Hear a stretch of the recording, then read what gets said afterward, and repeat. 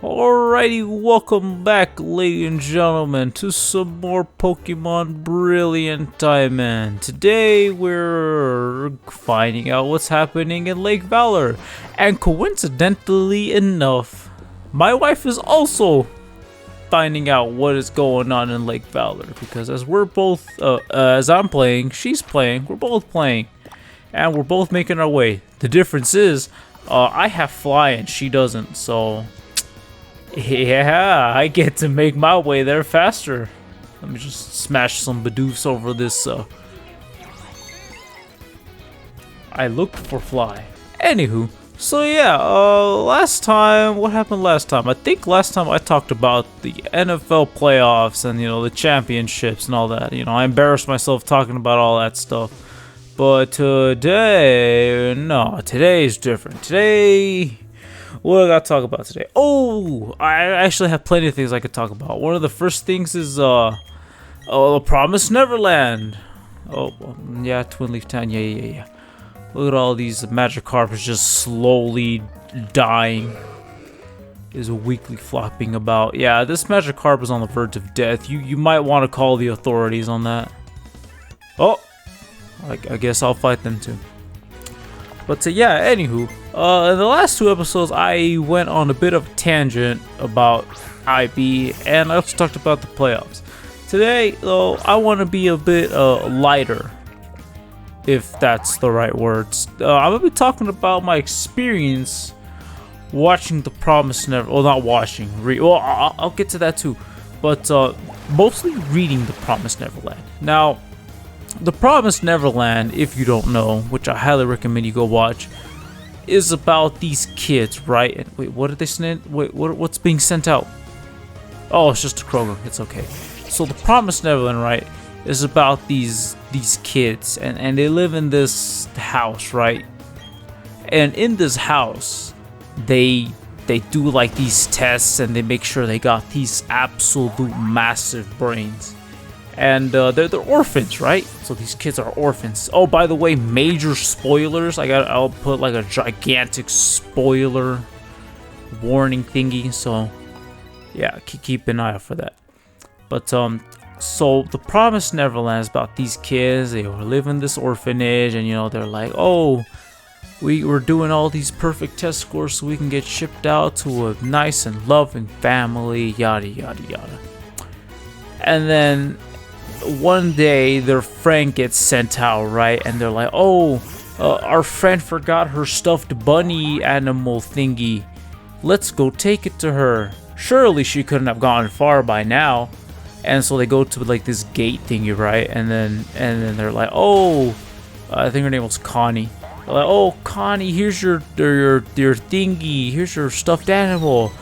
Bro, she's dead.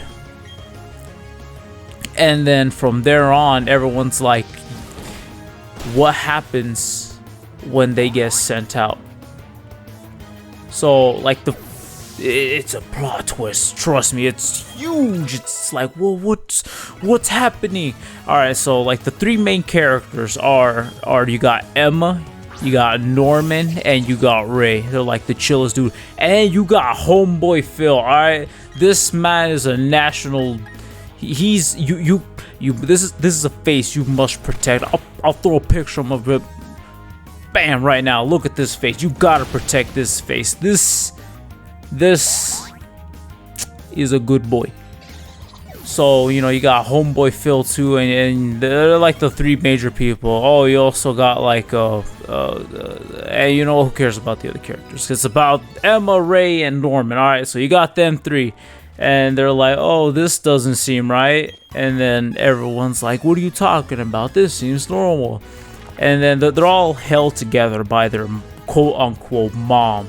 All right, and her name is just Mom. Until it's not. Her name's actually Isabella. And Isabella's like, actually, I think they're starting to catch on. And so what happens is she kind of just like absolutely mollywops the entire main group, but psychologically. All right, because she brings in somebody. She brings in another lady. Her name's Crone. She's pretty chill because she partakes in literally the most... I don't even know how to explain it. It's like... It's the most intense game of tag ever. It's pretty cool. But spoiler, she gets jebaited. Because the game was rigged from the start. So anywho...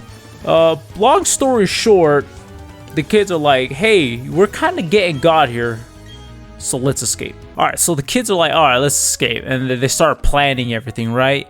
And so it's like, alright, Ray, turns out, right, Ray was like asking for things from Isabella the entire time, because all of a sudden, it's like, oh, we think there's a traitor in the midst, right? Norman says, there's a traitor. And Ray's like, it's gotta be Dawn and Gilda. By the way, Dawn and Gilda are two other supporting characters. They're pretty chill too.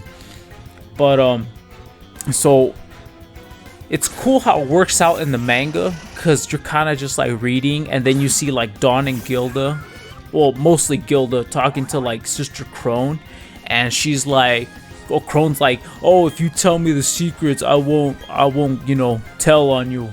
And then Gilda's like, no, I don't want to do that. So then, you know, it's like, we're left in suspense. It's pretty cool. And then next thing you know, it like cuts to Norman being like, I know who the traitor is. And it's like, oh, who's the traitor? And he like points at Ray. He's like, you're the traitor, Ray. And Ray's like, how'd you know? He's like, I've known since like the beginning. And I don't know, the details on that kind of fuzzy. It's been a while since I've, you know, read everything. But anywho, so they're like, oh, you're this and you're that, whatever, let's escape. But right before they escape, and right before everything's about to go down, Isabella's like, you know what, Norman, you're getting shipped off. And they're like, what do you mean Norman's getting shipped off? And they're all right, so they only tell the select people of like the main secret, the fact that they're being raised to kind of get murdered and eaten by some demon dudes. Oh yeah, I don't even think I've said that. They're not really being sent to families, they're kind of being murdered. And they're being sent to like these gigantic demon dudes to get eaten. And like, it's so good, because like Norman thinks of everything that happens, right? So he's like, all right, look, they're gonna send me off. Here's this pen by this dude named William Minerva. All right, and oh my, I haven't even gotten to William Minerva. All right, so William Minerva, there's so many things that go into this. It's such a good story, and I can't really explain it all because I have a tiny brain, and this is something that kind of requires a script because I'm an incompetent fool. But the gist of it is, right, The Promised Neverland is a great read. I would highly recommend reading it. It's too much to explain. There's a lot of good things about it that's very interesting. The ending, I mean, you could kind of say the ending isn't that good because, you know, oh, this, I don't know why this would happen for this, and what's the whole point if they're just gonna this and that. But it could be worse. It could be the anime. After I finished reading The Promised Neverland, right, immediately I went to season 2 of the anime. And right off the bat, I told my wife, I said, you know what? Just skip to when the anime starts to divert. And I don't think I have ever really wanted to stop and just cry. Okay, so let me try to explain this, right, without going on an absolute tangent. So in The Promised Neverland, when Emma and all them and Norman just goes bye-bye, and you know everything's just, you know, when Norman and Ray and everyone else, they leave, homeboy Phil stays behind because he's an absolute chat. They go to this forest, right? And then that's when they meet these two demon dudes. I kind of forgot their names, but they're pretty chill. All right. Oh, what am I doing? So they meet these two demon dudes, right? And they're like, oh, that's it, that's GG's. But then they're like, no, actually, we're good. They're like, your guys are good. They're like, yeah, we don't eat people because it's part of our like religion. And they're like, oh, sweet. So they develop a friendship with them, right? And then after that, they're like, okay, if you guys want to get out of here, you guys gotta go check the situation. Like, I was just there, no? Oh, no, it's Lake Valor. I gotta go to Lake Verity. Where's that? That's all the way here. Mujica, there we go. I think that was her name, Mujica, something like that. So they tell them like, oh, you gotta go around, you gotta keep going, like just avoid the forest at all costs, because there's full of the wild demon dudes.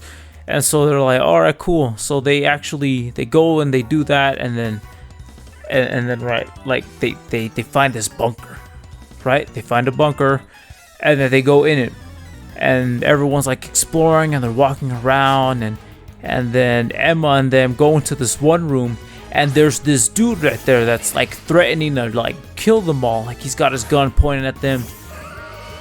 And this man's name is Yugo. He's an absolute unit in the manga, right?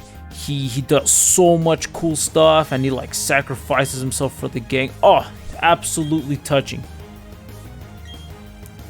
Do you want to know what this man does in the anime? Because I sure do want to know. Do you know what that means? That means Yugo wasn't in the anime. Nope. Do you want to know what Yugo's replacement was? Absolutely nothing. There's just a box of moldy cookies. And that was when everything just did not seem right. I was at a loss for words. Like, what am I supposed to, what is this? Where's Yugo? Do you know how much of the plot stops existing because Yugo isn't there? You missed the Goldie Pond arc. That's an arc where Emma gets taken because they're trying to reach some other place, and they get forced into this Hunger Games, the world's most dangerous game type thing, and they absolutely murk some demons. It's a really cool arc, and it sets up a lot of Emma's characterization, but we don't get any of that in the anime. Why? Because there's no Yugo. And after that, you know what happens after that? After that, they come back, right? They absolutely wreck the demons at Goldie Pond. They come back to the base, and we get like this 2-year kind of time skip. No, is it the 2-year time skip? So they come back from Goldie Pond, and alright, I'm gonna need like major fact checks on this. So a time skip happens. Don't quote me exactly when it happens, because I don't know. But trust me, there's a time skip. And then they get raided by these dudes. I'm pretty sure. I'm about to go grab my volumes. I have the entire collection. It's my first completed collection of a manga. I might just go grab it and look. But a time skip happens. Or no, they get raided. Or no, the time skip happens. But then they get raided? But first the time skip? The point is, they get raided. And this dude, he has like the most least threatening name of all time, alright? So imagine you're just chilling in your home, right? And some guy barges in your door. And he's like, put your hands up. And you're like, who are you? And this man says, Andrew. Would you be terrified? Because I wouldn't be terrified. Alright, so the point is, this guy comes down. He's like, alright, I'm about to vibe check you all. And they're like, no. And that's when homeboy Yugo goes, and he's like, alright, you know what? I hated you at first, but now we're friends. And he sacrifices himself. We didn't get that in the anime. You know who we got? We didn't get Andrew. Do you know who we got?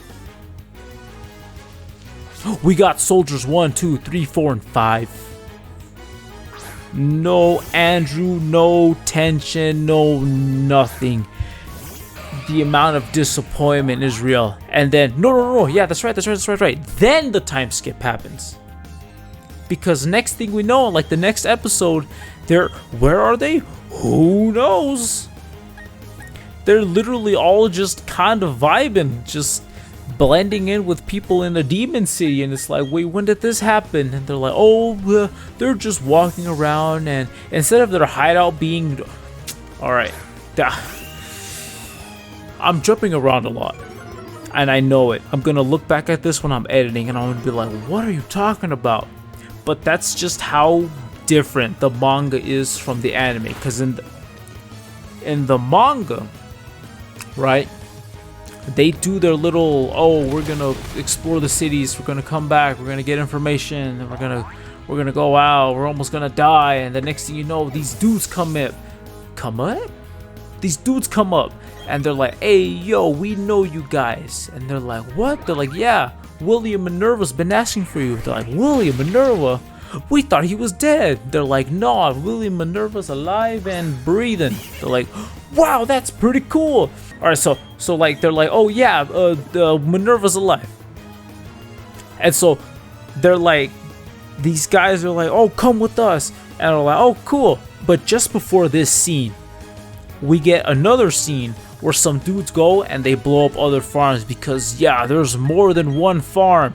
And then it's like, whoa, what's this? And basically, the best way to explain this is how my wife told me she kind of reconsiders eating like chicken and stuff that's mass produced, because the way that the demon people are like eating the people like regular humans is they make these mass production farms, kind of like those weird McDonald's documentaries that you see where they're just like, oh, strangle the chicken, eat the baby chicks, kind of like that, but with humans, of course.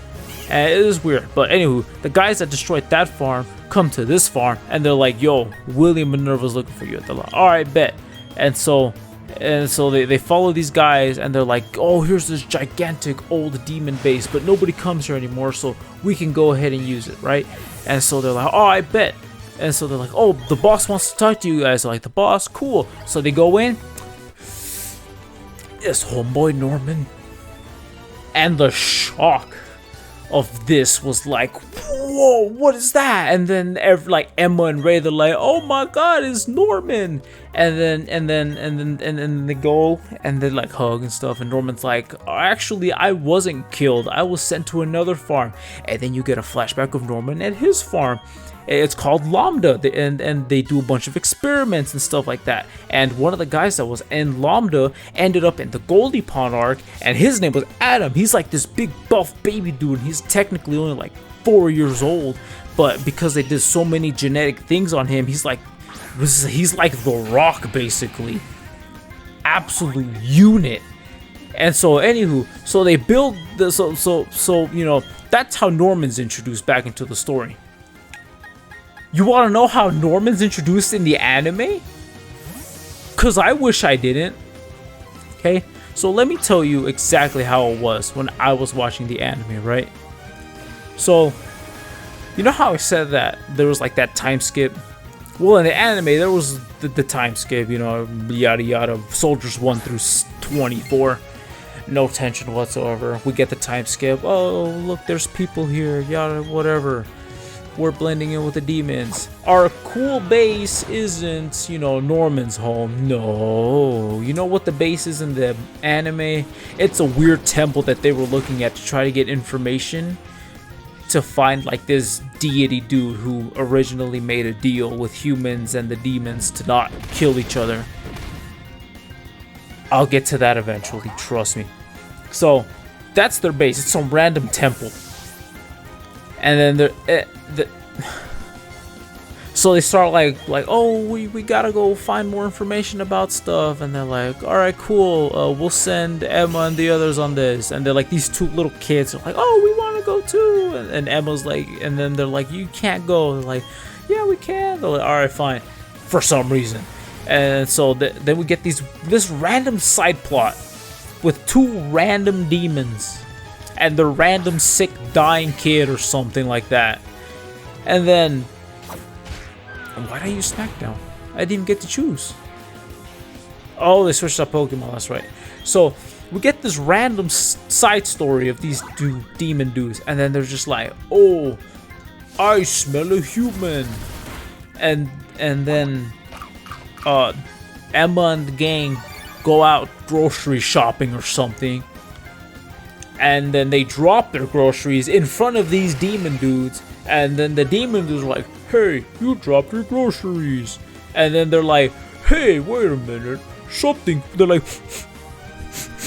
something smells like a human, and everyone's like, I think this is it, G. And then they're like, wait a minute, you guys are human, because they like show their ankle or something, I don't know. And then they start chasing them. And then everyone's like, we gotta run. So they start running, and then they reach like a dead end, and next thing you know, they disappear, and the demons are like, I swear I still smell them. And then so they like do a U-turn, and then they get stuck into another random corner. And then the demons finally show up. But right before the demons show up, some dudes in like hooded masks and other demon outfits show up. They're like, hey bro, that's our... And right before they finish their line, they get absolutely manhandled. And it's at that moment where I thought, what's gonna happen to that kid they were looking after? Who cares? That kid's probably dead. So, anywho, these demons die. That kid probably is dead. And out of nowhere, we hear homeboy Norman just saying, what's up, Emma? And the sheer frustration that encompassed me. Oh my god. After that part, I gave up. I'm not gonna lie when I say I just told my just skip to the end. If this is how bad that is, I want to know how bad the rest of everything else is. So we skip to the last episode. Take it. There's a lot of things that I'm glossing over right now. All right, but it's so bad. And it's one of like the most disappointing things. And it hurts because season 1 was such an absolute banger to watch. Like, I implore you, if you're gonna get into the Promised Neverland, watch season 1, read the rest. It's like, I think it's volume 5 on in the manga. Season 1 is from 1 to 5, and then from there you just gotta read everything else. But trust me, it's bad. It's more than beating a dead horse at this point. It's just burying it and continuing to just bash the ground. Because the ending just absolutely it disrespects everything. So there's a scene. Okay. So you know how I said that they're trying to find out how to get to like the main like dude or something for like a deal or whatever. So the way that works is originally, this is getting into really nerdy in-depth stuff about the story. Again, there's probably a spoiler warning somewhere in the video, probably the description if anyone ever reads those. So the way it works, or the way it worked, was originally humanity and demons were kind of just like, you know what, let's get at it. And these guys, the Riardi brothers, the Rat Boys, they were like, you know what, let's make a deal. And then like this main demon god dude is like, alright, so we won't kill you guys if you don't kill us, but we still need human people so that we don't go sicko mode. And so they're like, alright, bet, you can have farms and you can raise the kids, which is where the orphanages come in, you know? The higher the meats, the smarter the demons get. And so that's where that whole thing came up. This was the first deal, or the original deal, that the humanity made with the demons. No, don't switch. And so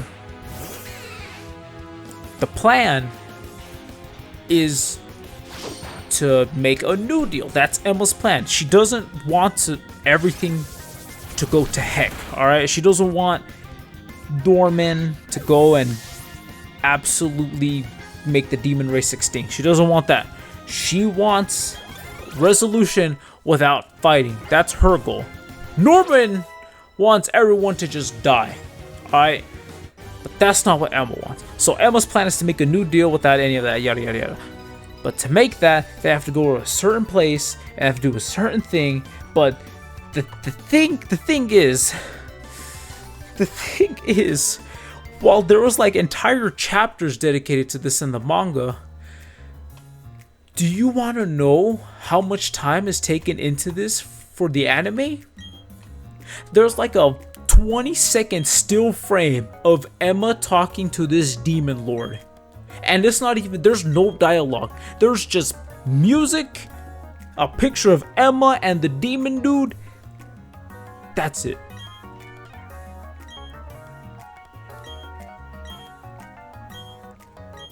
I don't even know. I genuinely don't know why this happened. It's infuriating. I wish that I could have been able to watch the series as it came out, but no, I'm over here like, I'm too good for anime. Look at me now, I'm binging One Piece. I ain't good for nothing. Where do I have to go? Lake Acuity? Oh no! Oh, that's all the way up there. Alright, you know what? Let me just finish up this ramble real quick so I could just finish this and go to sleep. I'm tired. So this is how the stories end. Alright, final spoiler thingy if for some reason you've read up to the point where I'm talking to. So they make this deal thingy. They go, they raid James, rat tree, the rat brother or whatever. And this man's like, I ain't gonna have none of that. I ain't gonna be cornered. And Isabella comes in because the rat tree is like, hey, if you come with me, I can give you freedom. And she's like, really? And he's like, yeah. But then she's like, you know what? I'm sick of this. So she bands with the rest of like the moms. And she's like, all right, you expected me to do this, but now you're going to face the Glock. And James is like, you know what? I ain't dealing with that. And he just absolutely offs himself. And the same thing happens in the manga as the anime. You know, so far we're keeping up. Except in the anime, Jesus, it's not happening in like a. All right, I had to stop real quick to collect myself because I was genuinely just getting upset. Okay, so I'm just gonna say the rest of everything. So in the manga, the way it ends is Emma has a new deal that she makes with the demon dude, right? And so what oh my gosh, forget it. Oh, it's a metatite, and he has more than 2 IVs because it zoomed in on me. Emma makes the new deal, and we don't really know what the new deal is because it's vague for literally the entirety of when it's first discussed. So my god, I'm already getting frustrated. So in the manga, right, okay, perfect, right. When everybody eventually, you know, the heroes win, woo, whatever, yeah, they get it. Right as they're about to be like, all right, let's go take this new deal into action, Isabella's like, all right, homeboy Phil is saved, everyone's good, we're all Bucci, we're all good. Isabella gets absolutely manhandled by a demon because he's like, I'm not gonna let some new children do what I wanted to do, and you know, this is my farm and whatever. So he just kills everybody. He basically just murders everybody, and by everybody I just mean Isabella. She gets plastered. All right, in the anime, no such thing happens. Like, Isabella is alive and everything. But I'm not even done yet, alright? We're still getting into that good stuff. So you know, the manga, they go, you know, everyone's saying goodbye. Emma's like, all right, let's all go. You know, everybody's just grouped together. Like, yeah, Phil's like, you know what, we're gonna do this, right? And not Isabella, she's dead. Emma's like, yeah, you're darn right, we're gonna do this, homeboy Phil. As they make it across to the human world, it's like, wait, where's Emma? And, you know what, Phil? That's a good question. Where is Emma? She's nowhere in sight. That's because in the next chapter, we find out that Emma's like, who knows where. She's like in Russia or something. Because the old dude's like, oh, you have fall or something like that. And she's like, what? I don't know what you're talking about. He's like, do you know your name? She's like, no. Wow, amnesia. All right, cool. And then next thing you know, Norman and everyone's like, hey, where's Emma? Let's go look for her. And so they're like going on this long quest and trying to find her and everything. And then they're like, I wonder what the deal could have been. And then as they find her, they're like, oh, Emma, it's you. And she's like, I don't even know who you are. And they're like, that's it. That was the deal. The deal was she could be free. And this is where it's cool, because it flashbacks to when she actually made the deal. And then the demon dude's like, all right, you can have your freedom, but you ain't gonna remember nobody. And it's like, wow, that's pretty cool. And then next thing you know, they're like, everyone's like, you know what? It's okay if you don't remember us, Emma, because we're still gonna remember you, and we're gonna make like some new memories, and all this lovey-dovey fuzzy stuff. And it's like, oh, it hits so good. I genuinely enjoy the ending. All right, I don't care what you say. I like it. It's fun. It's cool. But the anime. Do you know what the anime did? First of all, Isabella does not die. She's alive. And I'm like, I mean, okay. I mean, I guess you could live. I'd rather you die to keep consistent, but alright, whatever. But you know how I said that, everyone's like, alright, cool, we'll all leave together, be happy and everything. For some strange reason, Emma stays behind and does hike with everybody? Excuse me? Like, there's, you know how I said there were still images? Well, this is still images galore, because it's just Emma having this gigantic great journey, just walking around all of the promised Neverland land. And then that's when she has the flashback to the still image of the Great Deal, New Deal, and then it ends with her just being with Norman and everyone just like, oh, what's up, Phil? And it's like, no, you're not supposed to know who Phil is. You're supposed to be a blank slate with nobody. Oh my god, it's so stupid. It just disrespects everything. I think that's gonna be all for this episode. You know what? Next time we'll probably have a 6th member to our team. I'm gonna go read The Promised Neverland now. Thanks for watching. I'll see you all next time. Maybe I'll talk about my Denver trip. Yeah, maybe I'll do that. There's some fun stories in that. I'll see you all next time.